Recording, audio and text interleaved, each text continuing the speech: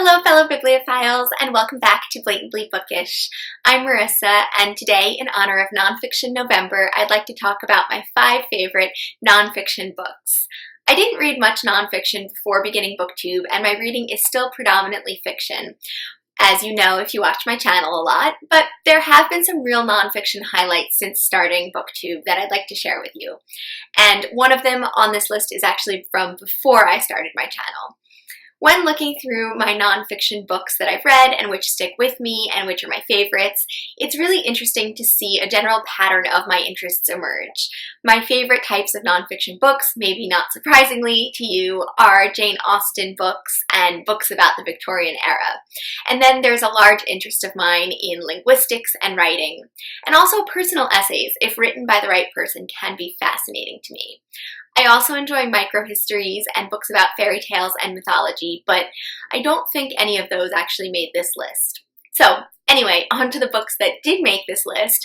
There are 5 of my favorite books, but they are not in any sort of order. So number 5 is no more of a favorite than number 1. The first book that I'd like to talk about is The Mother Tongue by Bill Bryson.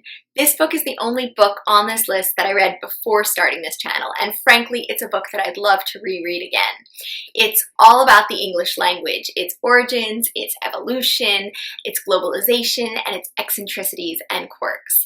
There's a whole chapter on swearing and another whole chapter on wordplay, and the book delves into mysteries such as why can you be overwhelmed and underwhelmed, but never just whelmed? And why do we say kernel as though it has an R in it, which it doesn't? And why is the number 4 spelled with a U, but the number 40 has an O? English as a language can be very complicated and illogical, and much of that has to do with its evolution over time, which this book does a brilliant job of addressing. This book has stayed with me for the past 10 or so years because it was just so interesting and cleverly written, and it has sparked an interest in linguistics and the history of the English language for me. So if you are interested in language and linguistics, this book is an absolute must-read. The next book I want to discuss is The Art of the English Murder, from Jack the Ripper to Sherlock Holmes to Agatha Christie and Alfred Hitchcock by Lucy Worsley. First of all, Lucy Worsley is a spectacular nonfiction writer and probably my favorite nonfiction writer of all time. She writes about history in such an intriguing and detailed manner, and you can always sense her true passion behind the subject matter. And oddly enough, even though she writes about multiple different time periods, all of the books she writes interest me. I've read this book as well as her Jane Austen biography, Jane Austen at Home, and her Queen Victoria biography as well. She also has other books that I want to read about the history of the home, courtiers in the Georgian court, and Cavalier, the story of a 17th century playboy. As much as Jane Austen at Home is my favorite Jane Austen biography, I decided to put The Art of English Murder on this list because I wanted to talk about it, and also because I have another Jane Austen book on this list, and I didn't want this video to turn into me just talking about Jane Austen. Although, now that I think about it, I don't really see a problem with that. Anyway, The Art of the English Murder focuses on the English fascination with murder and crime. It follows the evolution of murder into a public spectacle, and also examines murder through a literary lens, looking at the Gothic novel and the closely related sensation novel, and how they evolve into the golden age of the mystery novel. The book also discusses the emergence of a unified English police force, and discusses famous Victorian murder cases such as the Ratcliffe Highway murders, the Bermondsey horror case with Mariah Manning, the Road Hill House murder, and most obviously Jack the Ripper.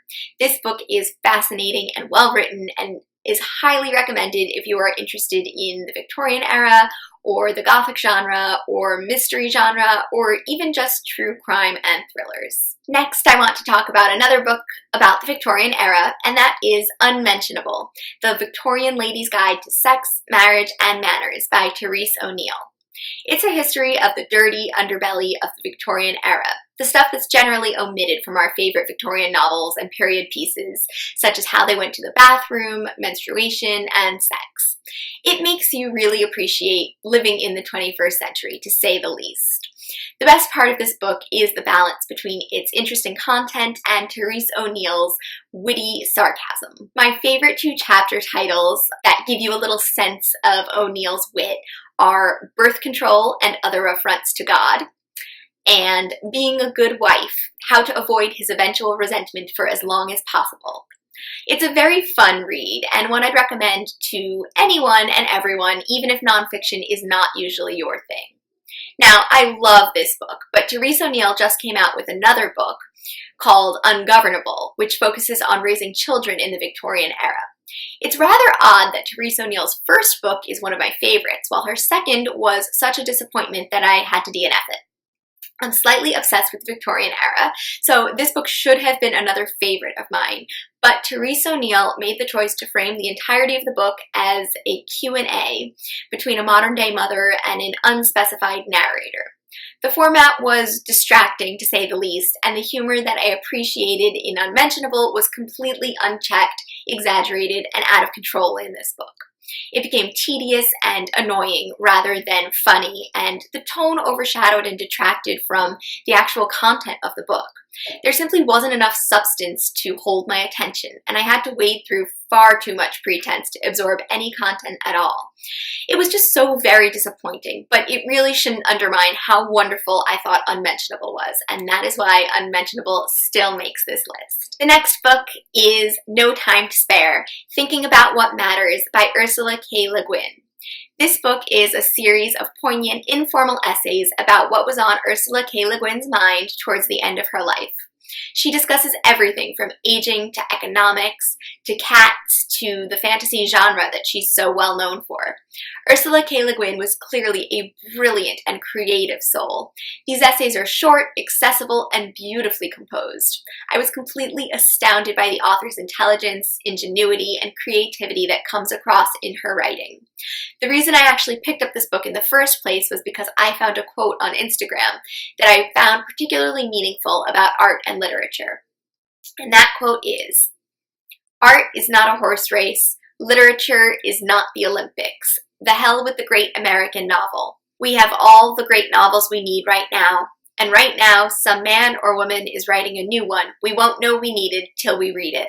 Ursula K. Le Guin is such a thought-provoking nonfiction writer, and this series of essays is absolutely spectacular. The next and final book on this list is What Matters in Jane Austen, 20 Crucial Puzzles Solved by John Mullen.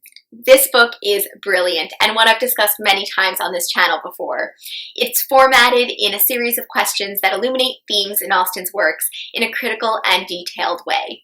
The chapters carefully examine themes of age, sisterhood, how characters address each other, the significance of the weather, seaside locations, death, and so much more. Mullen has an almost encyclopedic knowledge of Austen's works and is able to pinpoint details that are frequently overlooked. I know that this book is a bit niche, and I would only recommend it to the most ardent of Jane Austen lovers who have read the vast majority, if not the entirety, of her works. The book does contain spoilers for Jane Austen's books, as well as draws parallels between different Austen works, so having a base knowledge of Austen's writing is really recommended to get the most out of this book. Part of what makes this book so wonderful is that it tackles Jane Austen's works as a whole rather than analyzing her works individually, which isn't so common in Austen criticism. This book also emphasizes my favorite part of Austen's writing, which is that there's always more to discover within the pages of her texts. I really want to reread this one because I have a feeling that I'll get even more out of it having recently read The Watsons and Sanditon. So there you have it. Those are my favorite 5 nonfiction books as of now. Who knows, I may find more nonfiction this November that will make this list. Have you read any of these books? If so, what did you think of them? Are they your favorites as well? What are your favorite nonfiction books and why? Please let me know in the comments down below. And until next time, I look forward to seeing you in another video soon. Bye!